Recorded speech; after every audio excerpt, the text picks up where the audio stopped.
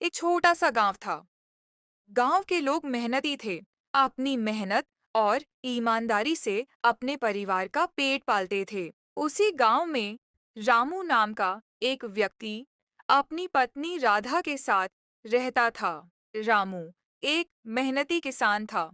उसने अपनी जिंदगी की सारी जिम्मेदारी को निभाते हुए हर एक दिन ईमानदारी से काम किया।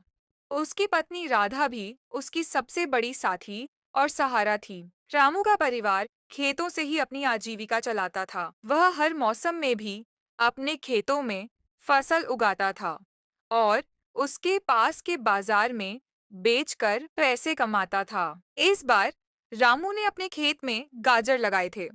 वे हर रोज अपने खेत की देखभाल करते थे। रामू ने अपनी पत्नी राधा से कहा, राधा, मैंने अपने खेत में गाजर लगाए हैं और वे बहुत अच्छी तरह से उग रहे हैं।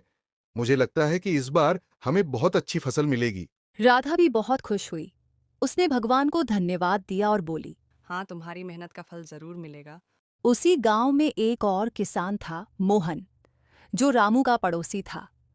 मोहन का खेत भी रामू के खेत के बगल में ही था। मोहन और रामू अच्छे दोस्त थे और अक्सर अपने खेतों की देखभाल के बारे में बातें किया करते थे। एक दिन रामू और मोहन दोनों अपने अपने गाजर लेकर बाजार पहुंचे। वहां पहुंचते ही रामू ने देखा कि मोहन पहले से ही अपनी दुकान लगाकर बैठा था।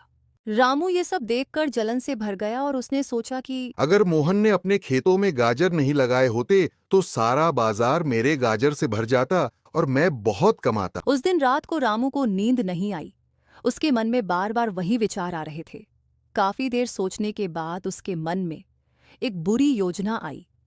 रामू ने सोचा। अगर मैं मोहन के खेत से सारे गाजर निकालूं तो वो बेच नहीं पाएगा। रामू चुपके से अपने घर से निकला और मोहन के खेत की तरफ बढ़ गया। उसने सावधानी से चारों ओर देखा और फिर मोहन के खेत में गया और उसने जल्दी जल्दी सारे गाजर निकाल दिए और अपने साथ ले आया और अपने खेत में से कुछ गाजर भर के ले आया। अगर कोई पूछे तो उसे शक न हो। फिर उसने सारे गाजर अपने घर के एक कमरे में छुपा दिए। अगले दिन सुबह मोहन उठकर अपने खेत में पहुंचा और उसने जो देखा उसे विश्वास भी नहीं हुआ कि उसकी फसल चोरी हो गई। वह बहुत दुखी हुआ और वह मन ही मन भगवान से इस न्याय की शिकायत की। तभी रामू वहां पहुंचा और उसने मोहन को उदास देखा। अरे मोहन भाई, यह क्या हुआ? किसने इतने सारे गाजर चुरा लिए? भगवान करे वह इंसान कभी सुखी न रहे। मोहन दुखी होकर बोला, भैया, जिसने भी यह किया है उससे मेहनत की लूट की श्राप लगेगा। गरीबों का हक छीनकर कोई खुशी से नहीं रह पाएगा। रामू ने उस दिन अपनी पत्नी राधा से कहा, समय आ गया है कि बाजार में गाजर को बेचने के लिए। अब वहां कीमत इतनी बढ़ गई है कि हर कोई मुझे मनचाहे दाम देने को तैयार होगा।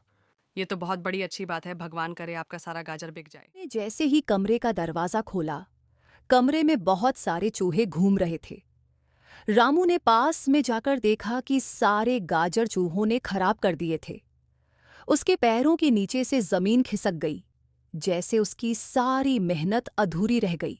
रामू को अब अपने किए पर पछतावा हो रहा था। उसने अपनी पत्नी से कुछ नहीं कहा, पर चुपचाप जाकर एक कोने में बैठ गया। उसकी आंखों में आंसू आए।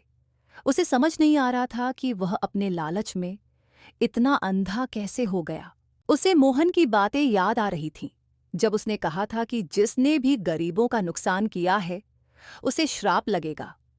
रामू को अब समझ आ गया था कि मोहन की बातें सच हो रही हैं। अगले दिन रामू ने मोहन से माफी मांगी और मोहन ने उसे माफ कर दिया। लेकिन रामू को यह बात जिंदगी भर याद रहेगी कि वह लालच में आकर गलत रास्ता अपनाने का अंजाम कभी अच्छा नहीं होता।